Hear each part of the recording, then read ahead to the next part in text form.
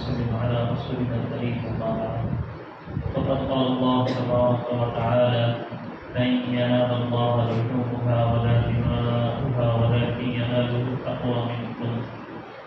وقال نبينا صلى الله عليه وسلم: من وجد ساعة لن يضاحيها فلم يضاحي فلا يقربن مصلانا، أو كما قال نبينا صلى الله عليه وسلم. بزرگان محترم عزیزان گرامی، ذی الحجہ کا یہ مہینہ حج اور قربانی کے عبادت کی وجہ سے ہم سب کے درمیان میں قابل احترام ہے. حج جو لوگ حرم شریف پہنچنے کی استطاعت رکھتے ہیں، وَلِلَّهِ عَلَى النَّاسِ حِجُّ الْبَيْتِ مَنِ اسْتَطَاعَ إِلَيْهِ سَبِيلًا، ان کے اوپر فرض ہوتا ہے. اور دوسری اہم عبادت کی قربانی ہے، اس کے بھی کچھ شرائط اور اس کے بھی کچھ حدود ہیں. تو ان لوگوں کے اوپر جو ان شرائط کو پورے کرنے والے ہیں، مسلمان ہونا، بالغ ہونا، عقل مند ہونا، مقیم ہونا، آزاد ہونا، صاحب نصاب ہونا، یہ 6 شرطیں ہیں جس میں پائی جاتی ہیں، اس کے اوپر قربانی واجب ہو جاتی ہے. ان کو اس عبادت کو ادا کرنا ضروری ہو جاتا ہے. نہ کرنے کی صورت میں وہ گناہ گار قرار دیے جاتے ہیں. قربانی کی عبادت یا یہ قربانی کا طریقہ اور یہ روایت اتنی ہی پرانی ہے جتنی انسانیت کی تاریخ پرانی. جب سے دنیا میں انسان آئے ہیں اس وقت سے قربانی کا یہ عمل موجود ہے. حضرت آدم علیہ السلام کے 2 بچوں کا تذکرہ اللہ تبارک و تعالیٰ نے قرآن مجید میں بیان فرمایا: وَاتْلُ عَلَيْهِمْ نَبَأَ بَنِي آدَمَ بِالْحَقِّ إِذْ قَرَّبَا قُرْبَانًا فَتُقُبِّلَ مِنْ أَحَدِهِمَا وَلَمْ يَتَقَبَّلْ مِنَ الْآخَرِ قَالَ لَأَقْتُلَنَّكَ. ان آیتوں کے اندر اللہ تبارک و تعالیٰ نے حضرت آدم علیہ السلام کے بچوں کا تذکرہ کیا. حابیل و قابل جن کا نام بیان کیا جاتا ہے. دونوں کو اعتراض اس بات کو لے کر ہوا کہ نکاح کس سے کرنا چاہیے. تو جو قابل تھا اس نے انکار کیا اس فیصلے کا جو حضرت آدم علیہ السلام کر رہے ہیں کہ تم کو اس لڑکی سے نکاح کرنا چاہیے. تو قابل کہنے لگا کہ نہیں، مجھے آپ کا یہ فیصلہ منظور نہیں ہے، میں دوسری رائے رکھتا ہوں. تو حضرت آدم علیہ السلام نے ان سے کہا کہ اب تم دونوں میری بات پر میرے فیصلے پر راضی نہیں ہیں تو اللہ کے سامنے اپنی اپنی قربانیاں اور اپنے اپنے نذرانے پیش کرو. جن کی قربانی اور نذرانہ قبول ہو جائے گا حق ان کی جانب ہوگا. یہ حضرت آدم علیہ السلام نے کہا. چنانچہ حابیل نے ایک مینڈھا لا کر، اس زمانے میں حضرت صلی اللہ علیہ وسلم سے پہلے تک کی تمام مذاہب و ملل کے اندر قربانی کے چیز خود استعمال کرنے کی اجازت نہیں تھی. قربانی کے قبول ہونے کی علامت یہ تھی کہ آسمان سے بجلی اور آگ آتی اور اس چیز کو کھا لیتی، نکل لیتی، جلا لیتی. تو یہ اس کی علامت ہوتی کہ یہ قربانی قبول ہو گئی. قربانی دینے والے خود استعمال نہیں کر سکتے. جیسے ہم اپنی قربانی کا گوشت کھاتے ہیں، دوست احباب میں تقسیم کرتے ہیں، رشتہ داروں میں بانٹتے ہیں، تو ایسا پہلے زمانے میں اس کی گنجائش اور اجازت نہیں تھی.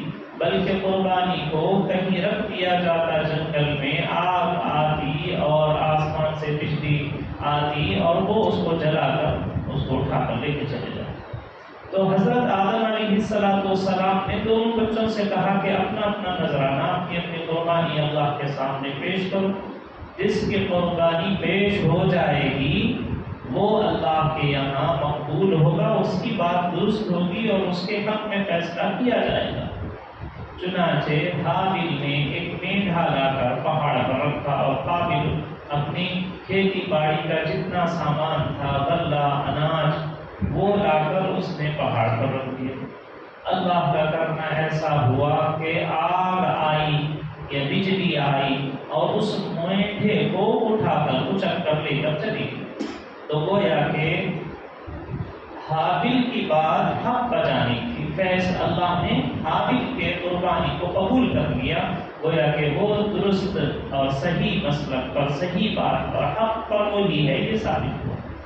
اس واقعے کو اللہ تبارک و تعالیٰ نے قرآن شریف میں بیان کیا ہے. یہ بالکل تاریخ انسانیت کے پہلے لوگ ہیں. حضرت آدم علیہ السلام سب سے پہلے انسان ہیں اور ان کی یہ پہلی اولاد ہے. اس اولاد کا واقعہ اللہ تعالیٰ نے قربانی سے ذکر کیا تو معلوم یہ ہوا کہ قربانیاں اس وقت سے ہیں جب سے انسان دنیا میں آئے ہوئے ہیں. تو اتنی ہی تاریخ قربانیوں کی پرانی ہے جتنے انسان دنیا میں پرانے. چونکہ اللہ تبارک و تعالیٰ نے ساری چیزیں بنائی، دنیا کی ساری چیزیں اللہ کی ملکیت میں، تو جو چیز جیسے استعمال کرنے کا چاہیں اللہ حکم دے سکتے ہیں، ان کی بنائی ہوئی. تو اللہ تبارک و تعالیٰ نے اپنے قرب کے لیے، اپنے سے نزدیکی کے لیے، اجر و ثواب کے حصول کے لیے اپنی کمائی ہوئی، خریدی ہوئی قربانیوں کو اللہ کے لیے ذبح کرنے کا حکم پچھلی قوموں کو بھی دیا تھا اور ہمارے اسلام کے اندر بھی رکھا گیا ہے. بلکہ روئے زمین پر جتنے آسمانی مذاہب پائے جاتے ہیں، خود ہمارے ملک میں جتنے مذاہب پائے جاتے ہیں، ان سب مذاہب میں یہ بات بالکل مشترک ہے کہ وہ اپنے عقیدے کے مطابق ان کے اپنے خدا کو راضی اور خوش کرنے کے لیے وہ قربانیاں پیش کرتے ہیں، جانوروں کے نذرانے پیش کرتے ہیں، ذبح کرتے ہیں، خون بہاتے ہیں. یہ ہر مذہب کے اندر ہے. آپ کو تعجب ہوگا کہ ہندو دھرم اور اس کے ماننے والے وہ جو قربانیوں کے خلاف نظر آتے ہیں اور وہ یہ سمجھتے ہیں کہ مسلمان قربانی کر جانوروں کے ساتھ بے رحمی کا معاملہ کر رہے ہیں اور اسی طرح کی صفت، سختی، لڑائی جھگڑے، مار داڑ یہ انسان مسلمانوں کے اندر اس لیے آ رہا ہے کہ وہ گوشت کھا رہے ہیں، جانور قربان کر رہے ہیں، اس وجہ سے وہ صفت آ رہی ہے، ایسے سمجھ رہے ہیں. حالانکہ ان کی کتابوں کو، جو ان کی مذہبی کتابیں ہیں، رگ وید کو آپ پڑھ لیجئے، کئی جگہ پر قربانیوں کا تذکرہ ہے. بیل، گائے، مینڈھے اور اس طرح کے تذکرے ہیں کہ اس کے ذریعے سے اپنے خدا کو، اپنے رب کو بناؤ اور ان سے قریب ہو. اس طرح کے تذکرے ان کے یہاں ملتے ہیں. ایسے ہی منو سمجھتی جو ان کی مذہبی کتاب ہے، اس میں تو یہاں تک لکھا گیا ہے کہ اگر کوئی شخص مچھلی کا گوشت کھا لے تو اس کو 2 مہینے تک آسودگی حاصل ہو جاتی، اور اگر کوئی شخص ہرن کا گوشت کھائے تو اس کو 3 مہینے تک، اور جو کوئی اس کا بکرے کا گوشت کھائے 4 مہینے تک، اور اگر کوئی اور پرندوں کو شکار کر کے کھائے تو اس کو 5 مہینے تک آسودگی اور اچھی صحت حاصل ہوتی ہے. یہ ان کی مذہبی کتابوں میں. اگر ایسا جملہ قرآن شریف میں ہوتا تو پتہ نہیں کتنا آگ لگ جاتی ملک کے اندر. ہرن کے قربان کرنے اور ہرن کے شکار کرنے کے اوپر ملک میں پابندیاں ہیں، اور ان کی مذہبی کتاب کہہ رہی ہے کہ ایک مرتبہ ہرن کا گوشت کھا لیں گے 3 مہینے تک گوشت کھانے کی ضرورت نہیں ہے. جتنے وٹامنس کو ایک جسم کو ضرورت ہے وہ سارے اس میں حاصل ہو جاتے ہیں. جیسے اسلام کی کچھ باتوں کو جو اس زمانے کے لحاظ سے کہی گئی تھی، لیکن آج پڑھ کے قرآن شریف پر اعتراضات، حضور علیہ السلام کی ذات پر اعتراض، صحابہ کی ذات پر اعتراض کیا جاتا ہے. اس زمانے کی بات کو آج کے ماحول میں پیش کر کے جیسے اعتراض کیا جا سکتا ہے کرتے ہیں یہ لوگ، ایسے تو ان کی مذہبی کتابوں پر بھی اعتراض ہو جائے گا جس کے اندر حرم کے ذبح کر کے اس کے گوشت کھانے کے تذکرے۔ کوئی اس کو ایسے یہ سمجھے کہ آپ کے دستور تو یہ کہہ رہا ہے کہ حرم شکار نہ کرو اور آپ کی مذہبی کتاب کہہ رہی حرم شکار کرو۔ الغرض تمام مذہبی کتابوں کے اندر جانوروں کی قربانی کر کے اپنے رب کو منانے کا طریقہ تمام مذاہب کے اندر ہے، صرف مذہب اسلام کے اندر ہی نہیں ہے، سب مذہبوں کے اندر۔ صرف جین مذہب، وہ مذہب والے یہ کہتے ہیں کہ بھائی گویا کہ جانوروں کو ذبح کرنا ان کے ساتھ بے رحمی ہے، لیکن ان کا بھی یہ اصول صحیح نہیں ہے، اس لیے کہ اللہ تبارک و تعالیٰ نے دنیا کا دستور ایسا بنایا ہے کہ ہر ادنا چیز اعلیٰ کے لیے قربان ہوتی ہے، ہر چھوٹا بڑے کے لیے قربان ہونے کے لیے۔ انسان اشرف المخلوقات ہے، مخلوق جتنی کائنات کی جتنی چیزیں ہیں ان میں سب سے مقدس محترم وہ انسان، اور انسان کے اچھائی کے لیے ساری کائنات کے جس چیز کو ذرے کو چاہے وہ استعمال کر سکتا ہے، اس کے فائدے کے لیے بنایا گیا۔ اب اگر اس اصول کو نہیں مان کر انسان ہی کی طرح ہر جانور کی جان بچانے کے ارادے میں رہیں گے تو انسان کو سانس لینا مشکل ہو جائے، اس لیے کہ سانس بھی لیتے ہیں تو کچھ ذرات جراثیم ہمارے سانس کے ذریعے سے اندر پہنچتے ہیں اور وہ ہمارے زندگی کا سبب بنتے ہیں۔ آدمی بیمار ہو جائے تو علاج نہیں کرانا چاہیے، ورنہ تو بہت چھوٹے چھوٹے جو جرثومے ہیں جو مرض کا سبب بن رہے ہیں، وہ گولی کے کھانے کی وجہ سے، وہ انجیکشن کی لینے کی وجہ سے وہ مر جاتے ہیں، تو پھر آدمی بیماری کا علاج بھی نہیں کرنا چاہیے۔ اگر جانوروں کو مارنا ہی بے رحمی اگر قرار دیا جائے تو پھر گھر میں چوہوں کو بھی نہیں مارنا چاہیے، چونٹیوں کو بھی نہیں مارنا چاہیے۔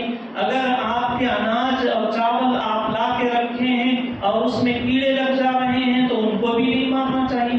اس طرح سے اگر صرف عقلی دوڑے دوڑاتے رہیں گے تو پھر انسان کو سانس لینا مشکل ہو جائے گا، زندگی گزارنا مشکل ہو جائے گا۔ اس لیے جین مذہب والے جو یہ کہتے ہیں کہ کسی بھی جانور کو قتل نہیں کرنا چاہیے، یہ ان کے ساتھ بے رحمی ہے۔ اگر ایسا سمجھیں گے تو پھر تو آدمی زندہ نہیں رہے گا۔ حتیٰ کہ آج کی سائنس یہ کہہ رہی ہے کہ ہر چیز میں جان ہوتی ہے، روح ہوتی ہے، حتیٰ کہ پیڑ پودوں کے اندر بھی روح ہوتی ہے، تو آدمی کو ترکاری بھی استعمال نہیں کرنا چاہیے۔ تو صرف شریعت کو ہٹا کر، اللہ کے اصول اور قانون اور سنت کو ہٹا کر انسان اپنی عقل سے سوچے گا تو پھر انسان کا اپنا ہی دنیا میں رہنا مشکل ہو جائے گا۔ اس لیے یہی اصول جو قرآن شریف نے بیان کیا ہے، اللہ کے رسول نے اور شریعتوں نے بیان کیا ہے کہ ہر ادنا اعلیٰ کے لیے قربان ہو جائے۔ انسان اشرف المخلوقات ہے، وہ اپنے بھلائی کے لیے، اپنی جسمانی اور روحانی طاقت کے حصول کے لیے کائنات کے کسی بھی ذرے کو شرعی دائروں کے اندر استعمال کرے گا، یہ اصول مان کے چلنا پڑے گا۔ تو میرے بھائیوں، اس ذی الحجہ کے مہینے میں ایک اہم عبادت وہ قربانیوں کا کرنا ہے۔ حدیث میں نبی علیہ السلام نے فرمایا، من وجد ساعۃ، جو کوئی صاحب نصاب ہو جائے، جس کو گنجائش ہو جائے۔ جیسے میں نے 6 شرطیں بیان کی ہیں کہ قربانی کن کے اوپر واجب ہو۔ سب سے پہلے مسلمان کے اوپر قربانی واجب۔ غیر مسلمان ہیں تو شریعت یہ نہیں کہتی کہ آپ بھی قربانی کرو، ہم لوگ کر رہے ہیں۔ جیسے آج خاص مذہب والے یہ اس طرح کی حرکتیں کرتے ہیں کہ ہم یہ کر رہے ہیں آپ بھی یہ کرو، ہم یہ پڑھ رہے ہیں آپ بھی یہ پڑھو، ہم بھی یہ پہن رہے ہیں آپ بھی ایسے ہی پہننا چاہیے۔ شریعت کا یہ اصول نہیں ہے۔ قربانی صرف مسلمانوں کے اوپر ہے، جو اسلام لائے ہیں ان کے اوپر، تو مسلمان ہونا پہلی شرط ہے۔ دوسرے یہ کہ وہ بالغ ہو، نابالغ ہے، چھوٹا بچے ہیں تو ان کے اوپر قربانی واجب نہیں ہوتی، اگرچہ کہ ان کے پاس مال ہو کتنا ہی، والد کا انتقال ہو گیا اور چھوٹے بچے کے حق میں اور اس کو میراث ملی ہے، بہت پیسہ رکھا ہوا ہے، تو بھی اس کے چھوٹے ہونے کی وجہ سے اس کے اوپر قربانی واجب نہیں ہوتی۔ ہر عبادت کے ادا کرنے کے لیے بالغ اور مکلف کا ہونا ضروری ہے۔ جب تک بالغ نہ ہو جائے کوئی عبادت، اللہ کا کوئی حکم بندے کی طرف متوجہ نہیں ہوتا۔ تیسری شرط یہ ہے کہ عقل مند بھی ہو، بالغ ہونے کے ساتھ ساتھ کوئی بچہ ہے پاگل ہے تو اس کے اوپر قربانی واجب نہیں ہوتی، اگرچہ کہ اس کے والد کی طرف سے اس کو جائیداد مل گئی، اس کے نام پہ گھر ہے اور اس کے نام پہ زمینیں ہیں، لیکن وہ شخص پاگل ہے تو اس کے اوپر بھی قربانی واجب نہیں۔ ایسے ہی چوتھی شرط ہے مقیم ہونا، مسافر کے اوپر قربانی واجب نہیں ہوتی۔ کوئی شخص یہاں سے سفر کر کے چلے جائے، جیسے ابھی حج کے لیے لوگ جاتے ہیں، تو حج کے لیے جانے والے لوگ بھی مسافر بن جاتے ہیں، بالخصوص وہ لوگ جو 8 ذی الحجہ سے پہلے 15 دن تک مکہ المکرمہ میں رہے۔ ان کی فلائٹیں ایسی تھی کہ 8 ذی الحجہ سے پہلے وہ 15 دن وہاں مقیم رہے، تو وہ مقیم ہیں اور ان کے اوپر قربانی واجب ہو جاتی۔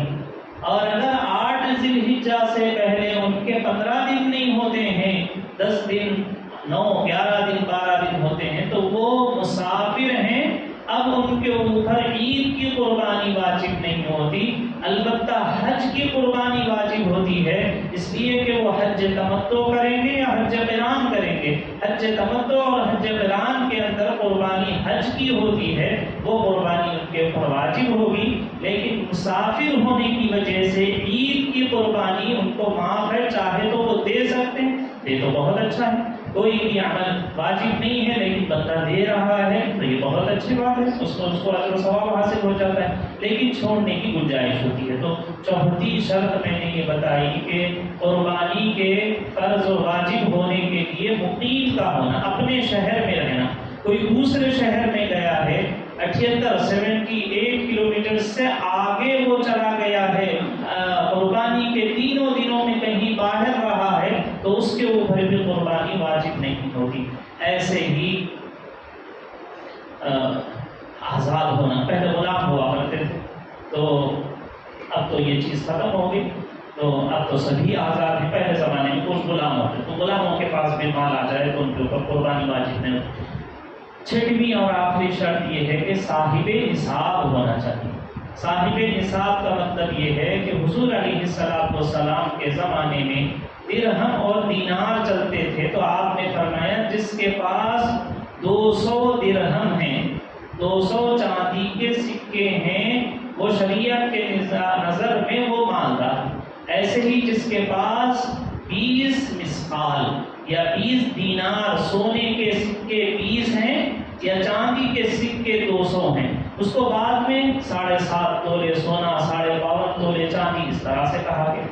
آج کے زمانے کے اعتبار سے 85 گرام سونا یا 612 گرام چاندی یا اس کی مقدار کا پیسہ جس کے پاس ہوگا، یوں سمجھیے کہ 49,000 یا 50,000 کا کسی کے پاس اپنی ضروریات اصلیہ سے اضافی 50,000 جس کے پاس بھی ہیں، ان سب کے اوپر قربانی واجب ہو جاتی ہے۔ ہر شخص کو قربانی دینا، چاہے گھر میں 1 آدمی ہو، چاہے گھر میں 10 آدمی ہو۔ اگر 10 آدمی ہیں اور 10 آدمیوں کے پاس 50,000 سے زائد مقدار کا مال ہے، ان سب کے اوپر قربانی علیحدہ واجب ہے۔ یہ بات اتنی درست نہیں ہے جو یہ کہی جاتی ہے کہ پورے فیملی کی طرف سے 1 بکرے کا ذبح کر دینا کافی ہے۔ یہ حدیث اور جو حدیث میں نے سنائی ہے ابن ماجہ کی روایت، یہ ترمذی شریف کی روایت ہے، اور جو حدیث میں نے آپ کو سنائی ہے اور جس پر ہم احناف کا عمل ہے، وہ ابن ماجہ شریف جلد نمبر 2 حدیث نمبر 1047 میں حضور علیہ السلام نے فرمایا قربانی ہر اس شخص کے اوپر واجب ہے جو صاحب نصاب ہو جائے، اور صاحب نصاب ہونے کے بعد قربانی نہیں کرتا ہے تو آپ نے فرمایا فلا یقربن مصلانا، ایسا شخص جس کے اوپر قربانی واجب ہو گئی اور وہ قربانی نہیں کر رہا ہے تو آپ نے فرمایا کہ ہماری عیدگاہ کو بھی نہ آئے، پھر وہ نماز پڑھنے کیوں آ رہا ہے جب قربانی ہی نہیں کرنا ہے اس کو۔ اور میرے بھائیوں، یہ سمجھنے کی بات ہے کہ قربانی ایک عبادت ہے، اور ہر عبادت قرآن حدیث میں شریعت میں ہر مکلف کے اوپر واجب ہے۔ ایسا نہیں ہے کہ نماز پورے گھر میں سے کوئی ایک پڑھ لے گا تو کافی ہو جائے گی، روزے ایسا نہیں ہو سکتا کہ گھر کے ابا روزے رکھ لیں گے تو سب کے روزے ادا ہو جائیں گے، دادا حج کر لیں گے تو پوری فیملی کی طرف سے ہو جائے گا، ایسا نہیں ہے۔ ہر مکلف کے اوپر روزے فرض ہیں، اس وجہ سے نماز فرض ہے، اس وجہ سے حج فرض ہے، اس وجہ سے قربانی بھی ہر مکلف کے اوپر فرض ہے۔ جو مکلف ہو گیا، جو صاحب نصاب ہو گیا، مسلمان ہو گیا، عاقل ہو گیا، بالغ ہو گیا، 50,000 سے زائد اس کے پاس رقم ان 3 دنوں میں سے کبھی بھی آ گئی تو اب اس کے اوپر قربانی فرض ہو گئی، واجب ہو گئی، اس کو ادا کرنا چاہیے۔ آپ صلی اللہ علیہ وسلم کا زندگی کا معمول یہ تھا کہ آپ ہر سال 2 مینڈھے ذبح کیا کرتے تھے۔ اگر ایک ہی مینڈھا پوری فیملی کی طرف سے کافی ہوتا تو کیوں نبی علیہ السلام 2 مینڈھے ذبح کرتے ہیں؟ اور ایسے ہی میرے بھائیوں، یہ بات بھی یعنی سمجھنے کی ہے کہ حدیث میں نبی علیہ السلام سے جو ابو ایوب انصاری رضی اللہ تعالیٰ عنہ کی روایت ہے، جس سے بعض ائمہ نے، یہ کوئی آج کا مسئلہ نہیں ہے، یہ تابعین کے زمانے میں اختلاف ہوا ہے اور اس سلسلے میں کلام ہوا اور لوگوں کی رائے مختلف ہو گئی، کوئی اس رائے کو اختیار کرنے والے بن گئے، کوئی اس رائے کو اختیار کرنے والے بن گئے۔ ابو ایوب انصاری رضی اللہ تعالیٰ عنہ کی جو روایت ہے اس میں ایک تابعی ہیں حضرت عطاء بن یسار رضی اللہ تعالیٰ عنہ، وہ ابو ایوب انصاری رضی اللہ تعالیٰ عنہ سے پوچھتے ہیں کہ کیف کانت الاضاحی کیف کانت الضحایا فی عہد رسول اللہ صلی اللہ علیہ وسلم، کہ ابو ایوب انصاری سے وہ تابعی پوچھ رہے ہیں کہ حضور کے زمانے میں تم لوگوں کی قربانی کیسے ہوا کرتی تھی۔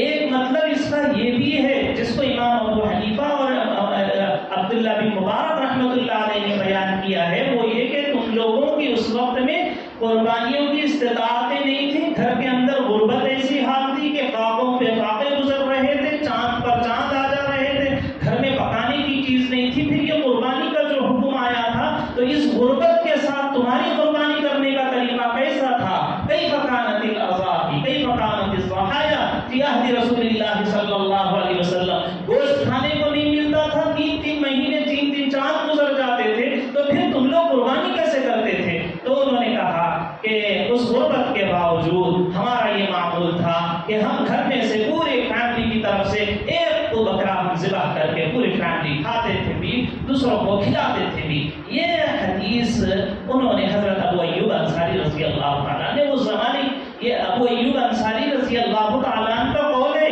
کہ حضور نے یہ نہیں فرمایا کہ تم لوگ اپنے گھروں کی طرف سے ایک قربانی کر دو کافی ہو جائے گی، یہ حضور نے نہیں کہا، یہ ابو ایوب انصاری رضی اللہ تعالیٰ عنہ نے اس زمانے کا واقعہ سنایا کہ ہم لوگوں کے کرنے کا طریقہ ایسا تھا۔ تو اس وجہ سے میرے بھائیوں، اس حدیث کو سمجھیے، مطلب کو سمجھیے، یہ کوئی آج کا اختلاف نہیں ہے، اور جو لوگ ہر شخص پر قربانی کو واجب کہہ رہے ہیں تو اپنی طرف سے گڑھ کے نہیں کہہ رہے ہیں، یہ ان حدیثوں کی وجہ سے، یہ صحابہ کے عمل سے آپ حیران ہو جائیں گے۔ حضور نے حج کیا، 100 اونٹ ذبح کیے ہیں، 100 اونٹ ذبح کیے ہیں۔ کیا کوئی یہ کہے گا کہ جو کوئی بھی حج کو جائے گا 100 اونٹ ذبح کرو اس لیے کہ روایت بخاری کی ہے؟ تو کہاں ہوگا 100 اونٹ حضور نے حج فرمایا، حجۃ الوداع 63 اونٹ اپنے ہاتھ سے آپ نے ذبح کیے ہیں۔ آج جا کے آپ حج کر کے ایک کاٹ کے دکھائیے، کہاں ہوگا؟ نہیں ہوگا بھائی۔ تو مطلب کہ حدیث کو دیکھ کر اس کے مطلب کو تابعین کے ذریعے سے حدیثوں کو سمجھیں گے تو صحیح مطلب سامنے آئے گا۔ اپنی مرضی سے ہم اپنے مطلب نکالتے جائیں گے تو ہم شریعت سے دور ہو جائیں گے۔ الغرض میرے بھائیو، اصل تو آپ کو اس بات کی ترغیب دلانا مقصود ہے کہ اس ماہ میں اہم عبادت وہ قربانی کا کرنا ہے، اور ایک ایسی سنت ہے جو تمام انبیاء علیہ السلام میں مشترک ہے، اور اس کے یہ شرائط ہیں جس کے نزدیک یہ شرائط پورے ہو جائیں، آپ صلی اللہ علیہ وسلم نے فرمایا قربانی کے دنوں میں اللہ کو سب سے زیادہ پسندیدہ وہ قربانی کا عمل ہے۔ تو سب بھائی فکر کریں کہ جن کو اللہ نے گنجائش دی، شریعت کی نظر میں آپ مالدار ہیں، ایک اپنی نظر میں مالدار، ایک خاندان کی نظر میں مالدار ہونا ہے، ایک اللہ رسول کی نظر میں مالدار ہونا۔ اللہ کا شکر ادا کیجئے کہ اللہ کی نظر میں، اللہ کے رسول اور شریعت کی نظر میں آپ مالدار ہیں۔ تو ہم اپنے طور پر فکر کریں کہ ہم سب یعنی اس فریضے کو انجام دیں گے۔ یہ پورے 10 دن بہت اہم ہوتے ہیں، ان کو عبادت میں، ذکر میں، اور خاص طور پر تکبیر تشریف کے پڑھنے میں، روزوں کے رکھنے میں گزارنا چاہیے۔ اور بالخصوص شاید آئندہ جمعہ سے پہلے ہی 9 ذی الحجہ ہو جائے گا۔ 9 ذی الحجہ کے یعنی یوم عرفہ کا، عید سے ایک دن پہلے کے روزے کی بڑی فضیلت آئی ہے۔ جو سمجھیے چہارشنبے کے روزے کی بہت فضیلت ہے۔ آئندہ آپ کوشش کیجئے کہ چہارشنبے کے دن آپ روزہ رہیں۔ حدیث میں نبی صلی اللہ علیہ وسلم نے فرمایا 1 سال پہلے اور 1 سال بعد کے روزوں کا اجر و ثواب اللہ اس بندے کو عطا فرماتے ہیں یوم عرفہ کا روزہ رکھتے ہیں۔ اللہ مجھے بھی، آپ کو بھی، ساری ملت اسلامیہ کو ان 10 دنوں کی عبادتوں کا اہتمام کرنے کی، روزوں کا اہتمام کرنے اور بالخصوص قربانی کا اہتمام کرنے کی توفیق نصیب فرمائے۔ وآخر دعوانا الحمدللہ رب العالمین۔ ہماری اس مسجد میں عید کی نماز 6:15 بجے ہوگی۔ عید کی نماز ہوگی یہاں پر ہماری مسجد میں بھی، اور عید کی نماز انشاءاللہ 6:15 بجے ہوگی۔ آپ سب سے شرکت کی گزارش ہے۔